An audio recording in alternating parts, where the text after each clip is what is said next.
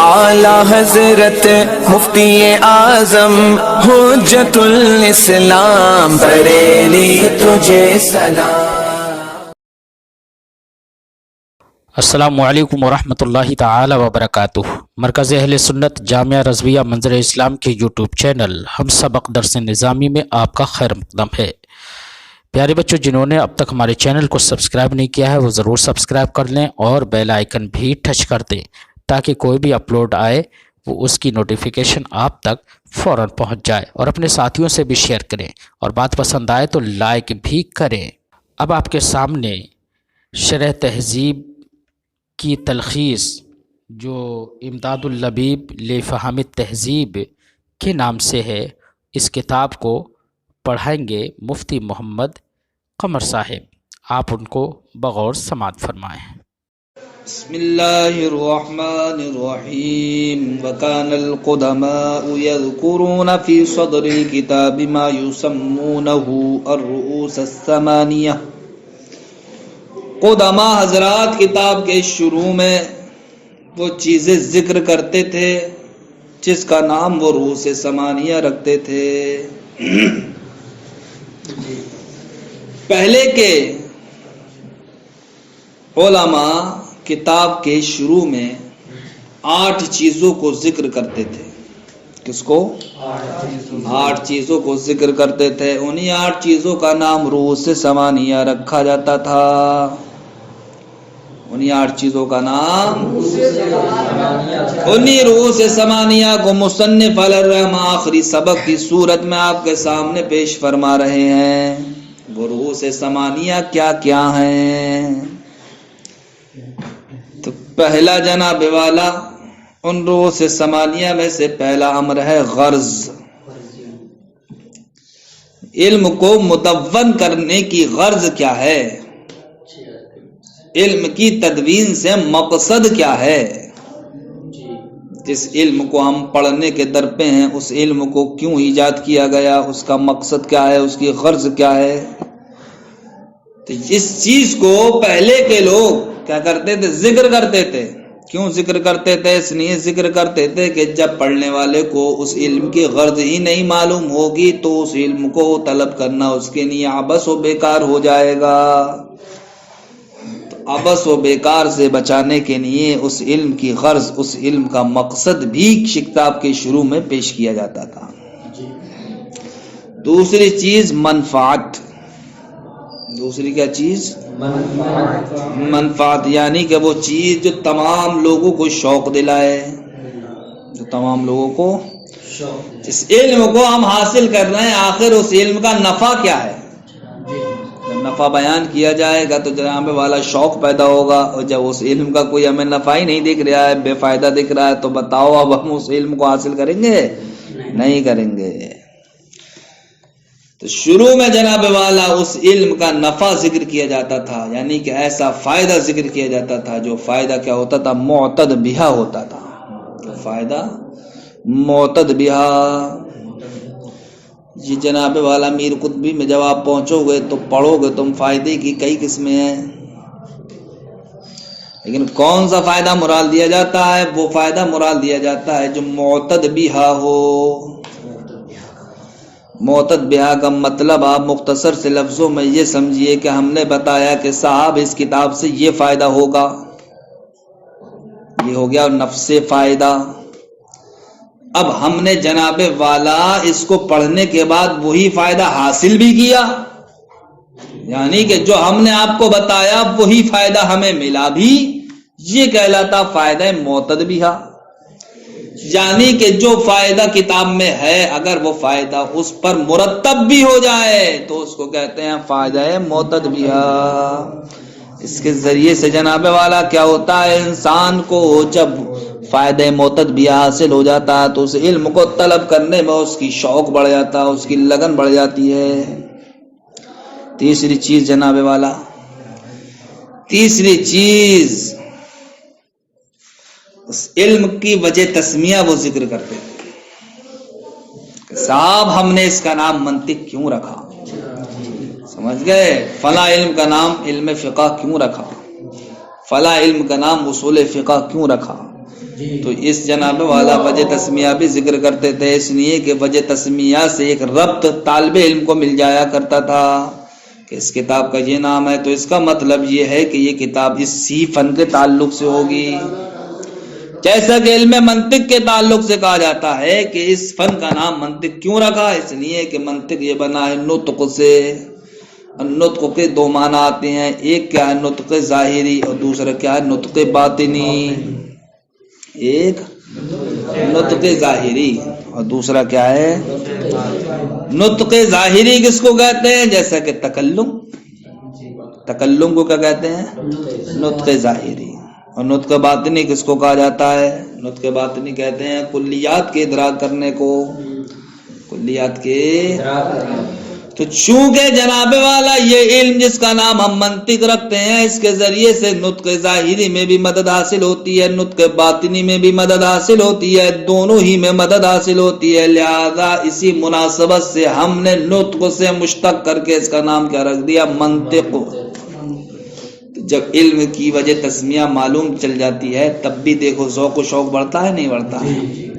آپ کو پتہ چلے گا ارے اس کے ذریعے سے نطق ظاہری بھی مضبوط ہوگا، نطق باطنی بھی مضبوط ہوگا، تو آپ اس علم کو اور شوق و لگن سے حاصل کرنے میں مصروف ہو جائیں گے جب تک اتنا ترجمہ دیکھیں۔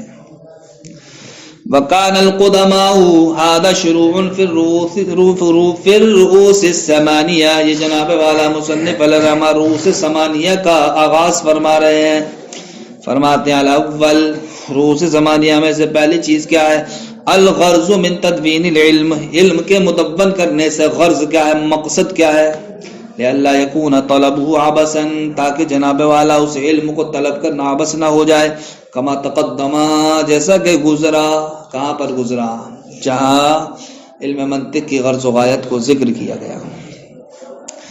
الثانی، دوسرا جناب والا اس میں سے امر کیا ہے؟ دوسرا امر المنفعت، یعنی کہ نفع، ما یتشوقہ الکل، کہ جس کو تمام کا کیا ہوتا ہے؟ شوق ہوتا ہے۔ وہی الفائدۃ المعتد بها، وہ نفع کیا ہے؟ وہ فائدہ معتد بها ہے۔ لینشط فی الطلب، تاکہ جناب والا طلب میں انسان کا سینہ کیا ہو جائے؟ کشادہ ہو جائے، یا طبیعت اس کی کیا ہو جائے؟ کشادہ ہو جائے۔ وَيَتَحَمَّلُ الْمَشَقَّةَ فِي تَحْصِيلِهِ، اور اس علم کو حاصل کرنے میں جو مشقت آ رہی ہے اس کو وہ برداشت کر سکے۔ وَلَا يَعْرِضُ لَهُ فُتُورٌ فِي طَلَبِهِ، اور جناب والا جب نفع اس کو حاصل ہو جائے گا تو اب اس علم کو طلب کرنے میں کوئی فطور بھی اس کو عارض نہیں ہوگا، یعنی کوئی بھٹکانے والی چیز اب اس کو لاحق نہیں ہوگی۔ جب آپ کو دکھ رہا ہے کہ نماز پڑھنے سے مجھے جنت ملے گی، سمجھ گئے، اور آپ پر اس کا فائدہ کا ترتب بھی ہو چکا ہے، یعنی یقین کامل ہو گیا ہے آپ کو کہ نماز ہی میں میری کیا نجات ہے، تو اب آپ کو شیطان بہکائے یا دنیا کا کوئی بھی انسان بہکائے، اس کے بہکانے کو، اس کے فطور کو آپ پر گنجائش نہیں ہوگی، لیکن یہ عزم مصمم سے ہوگا۔ الثالث التسمیۃ، تیسری چیز جناب والا تسمیہ، یعنی کہ ای تسمیتہ، اس علم کے نام، ووجہ تسمیتی بذالک، کہ اس علم کی وجہ تسمیہ یہ ہے، لیکون عند الطالب، تاکہ جناب والا طالب علم کے نزدیک اجمال المسائل والمقاصد، مسائل اور مقاصد کا اجمال، اللتین، جو دونوں کے دونوں، یفصلہما العلم، کہ جن دونوں کی تفصیل علم کرتا ہے، یہ جناب والا طالب علم کو ہو جائے، یعنی مسائل اور مقاصد کا اجمال حاصل ہو جائے طالب علم کو، کہ جن مسائل اور جن مسائل اور جن مقاصد کا علم کیا کرتا ہے؟ تفصیل کرتا ہے۔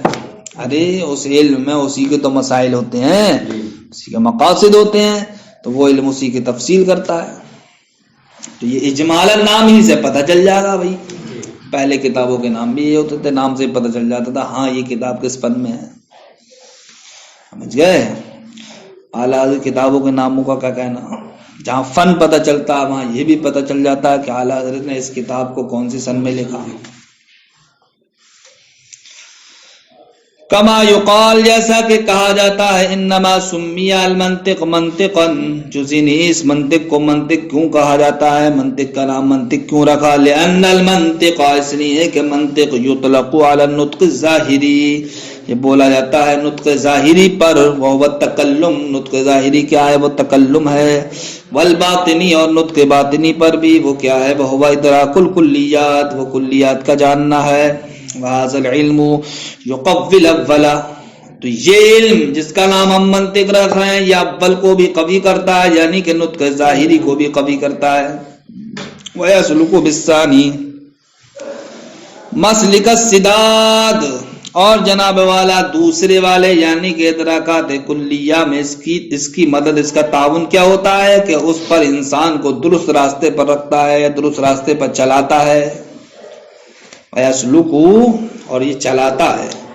بالثانی دوسرے والے کو، مسلک السداد درست راستے پر، فاشتق له اسم یا فاشتق له اسم من النطق، لہذا اسی وجہ سے نطق سے ہی اس علم کے لیے نام مشتق کر لیا گیا، اور وہ مشتق کیا ہوا نام کیا ہے؟ وہ المنطق، وہ کیا ہے؟ منطق۔ چوتھی چیز جناب والا رؤوس ثمانیہ میں سے چوتھی چیز ہے مؤلف، یعنی کہ جس کی کتاب ہم پڑھنے کے در پہ ہیں تو اس کے وہ کچھ حالات بھی ذکر کرتے تھے۔ کیوں؟ اس لیے کہ آج کل معاملہ یہ ہے کہ انسان جس مصنف سے مانوس ہوتا ہے، جس کے احوال سے واقف ہوتا ہے، تو اس کی کتابوں کو فوراً لے لیتا ہے بغیر کسی تشویش کے، تو ہمیں پتہ چل جائے یہ اعلیٰ کا رسالہ ہے، وہاں غور و فکر کرو گے تم کہ یہ صحیح ہوگا یا غلط، پتہ نہیں اس کو پڑھنے سے ہمارا عقیدہ کمزور ہو جائے، یہ سوچو گے تم۔ کیوں؟ اس لیے کہ اس رسالے کے مؤلف سے آپ واقف ہو کہ جس نے پوری دنیا کے مسلمانوں کے ایمان کی حفاظت کی ہے، تو اس کے رسالے کو پڑھنے سے میرا عقیدہ کمزور ہوگا نہیں، بلکہ اور پختہ ہوگا۔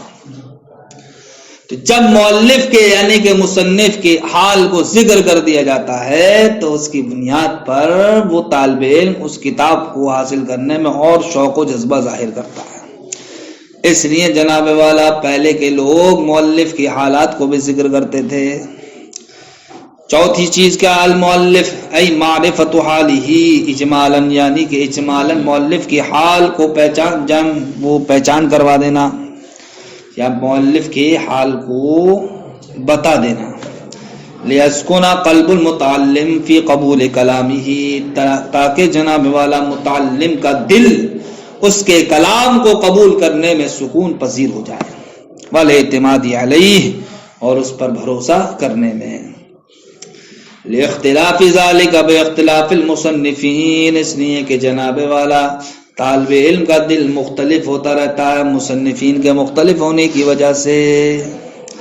فقد جرت العادت ان النفس فی مطالعات کتاب معلوم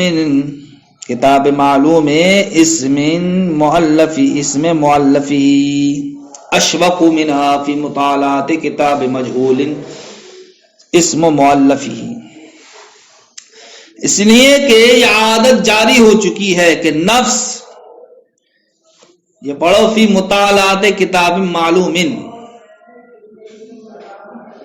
اسم مؤلفی، کہ جس مؤلف کا نام معلوم ہو کتاب کے مطالعہ کرنے میں، جس مصنف کا نام معلوم ہو کتاب کے مطالعہ کرنے میں، تو جناب والا نفس اس کی جانب زیادہ شوق و رغبت ظاہر کرتا ہے۔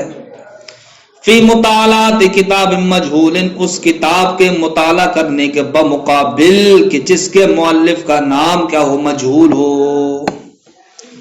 تو جس کے مؤلف کا نام معلوم ہوتا ہے تو اس کی کتاب کا مطالعہ کرنے میں نفس اس کا شوق ظاہر کرتا ہے، برخلاف اس کتاب کے کہ جس کے مؤلف کا نام مجہول ہے تو نفس اس کتاب کو پڑھنے کی جانب شوق و رغبت ظاہر نہیں کرتا ہے۔ پانچویں چیز ان العلم المطلوب من ای علم ہوا، پانچویں چیز وہ یہ ذکر کرتے تھے کہ جس فن میں ہم نے یہ کتاب لکھی ہے اس کا تعلق کس سے ہے؟ کون سے علم سے ہے؟ کیسے ہے؟ کون سے علم سے ہے؟ یعنی کہ جن سے بتاتے تھے صاحب کہ علوم عقلیہ سے اس کا تعلق ہے، یا علوم نقلیہ سے اس کا تعلق ہے، یا علوم فرعیہ سے اس کا تعلق ہے، یا علوم اصلیہ سے اس کا کیا ہے؟ تعلق ہے۔ اب آپ تو جناب والا اصول کو سیکھنے کے در پہ ہو، اور آپ کو پڑھائی جا رہی ہے اصول نہیں بلکہ فروعات کی کتاب، تو اب بتاؤ اس میں آپ کا دل لگے گا؟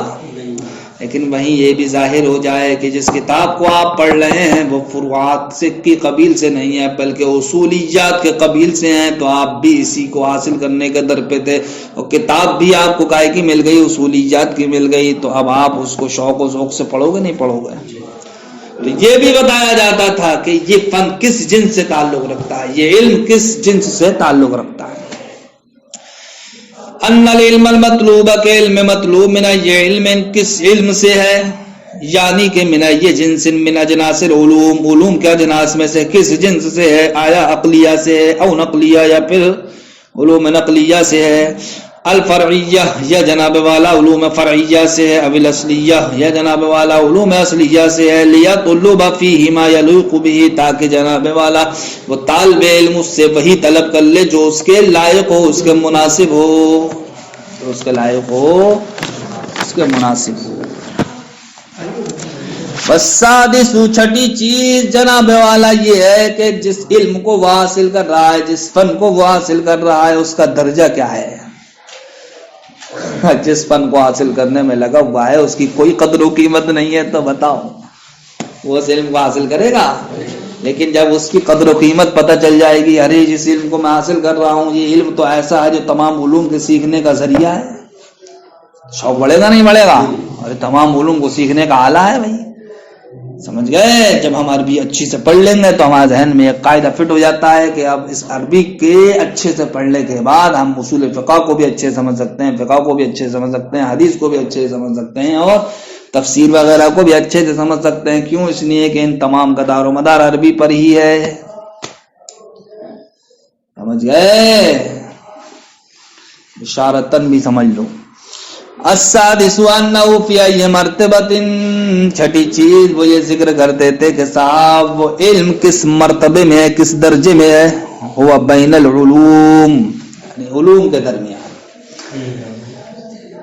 لیقدم علی ما یجب ویؤخر عما یجب، تاکہ وہ ان چیزوں کو مقدم رکھے جو واجب ہیں اور ان چیزوں کو مؤخر کر دے جن کو مؤخر کرنا کیا ہے، واجب ہے۔ جیسا کہ کہا جاتا ہے ان مرتبۃ المنطق ان یشتغل به بعد تہذیب الاخلاق وتقویم الفکر، کہ منطق کا درجہ جناب والا اخلاق اور فکر کو مضبوط کرنے کے بعد ہے۔ اگر آپ جناب والا اخلاق سے آراستہ نہیں ہوئے اور آپ کی فکر کیا ہے جناب والا مضبوط نہیں ہے، تو منطق کا تعلق تو جناب والا ان دونوں کے بعد ہی ہے، تو اب منطق کا کوئی مسئلہ آپ کے ذہن میں نہیں جائے گا بلکہ ذہن سے پار جائے گا۔ جیسا کہا جاتا ہے ان مرتبۃ المنطقی، کہ منطق کا مرتبہ ان یشتغل به، یہ ہے کہ اس کے ساتھ مشغول ہوا جائے بعد تہذیب الاخلاق، اخلاق تہذیب اخلاق کے بعد، اور وتقویم الفکری، اور فکر کو قوی کرنے کے بعد۔ تہذیب اخلاق ایک فن ہے اور اس فن کو پڑھو۔ السابع التقسیم والتبویب، ساتویں چیز وہ کیا ذکر کرتے تھے، اس کتاب کو جناب والا تقسیم کر دیا کرتے تھے، بانٹ دیتے تھے، اس کتاب کے باب بنا دیا کرتے تھے، تاکہ جناب والا تھوڑی تھوڑی ہیڈنگ کے ذریعے، تھوڑے تھوڑے بانٹنے کے ذریعے سے وہ کتاب اچھی طریقے سے ذہن میں مستحضر رہ سکے۔ ایک بات ہم شروع ہوئے تھا، چلتے چلے آ رہے ہیں، کوئی سٹاپ نہیں ہے اس میں، تو وہ ذہن میں محفوظ رہے گی، لیکن اسی بات کو ہم نے 10 حصوں میں بانٹ دیا، سمجھ گئے؟ کہ یہ بات شان کے تعلق سے ہے، یہ بات صاحب کم سونے کے تعلق سے ہے، اور یہ بات زیادہ عبادت کرنے کے تعلق سے ہے، یہ بات صاحب زیادہ روزے رکھنے کے تعلق سے ہے۔ جب ہم نے اپنے میٹر کو جب ان انداز سے بانٹ دیا تو اب پورا میٹر ذہن نشین رہے گا، اور ہم صاحب چلتے رہے دھانوں ایک ساتھ تو پورا میٹر ذہن سے اوجھل ہو جائے گا۔ اسی طریقے سے پہلے کے علماء کرتے تھے کہ صاحب اپنی کتاب کو تقسیم کر دیتے تھے، اس کتاب میں کیا کرتے تھے، باب باندھتے تھے، تاکہ طالب علم کو اس علم کے مسائل حاصل کرنے میں آسانی رہے۔ التقسیم والتبویب ای قسمت العلم، یعنی کہ علم کی تقسیم کرتے تھے، والکتابی اور کتاب کی تقسیم کرتے تھے، بحسب ابوابہما، ان دونوں کے ابواب کے اعتبار سے، لیطلب فی کل باب، تاکہ وہ طلب کر لے ہر باب میں، ما یلیق بہ، اس کو جو اس کے مناسب ہے، کما یقال، جیسا کہ کہا جاتا ہے.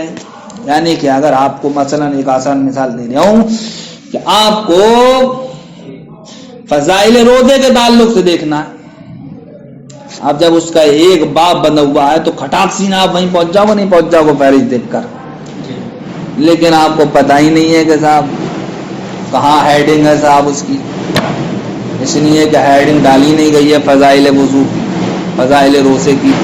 اتنا معلوم ہے کہ ہاں اس کتاب میں فضائل روزے کے مسائل ہیں،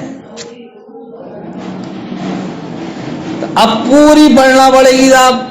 پوری پڑھنے میں جناب والا جو مقصد ہے آپ کو حاصل کرنے کا، وہاں پہنچ ہی نہیں پاؤ گے، آپ اکتا جاؤ گے اس سے پہلے ہی. لیکن جناب والا جب آپ اس کو تقسیم کر دیں گے باب کے اعتبار سے، تو اب آپ روزے کے باب میں پہنچ جاؤ گے، وہیں سے دھاڑ سینہ فضائل روزہ ملاحظہ کر لو گے.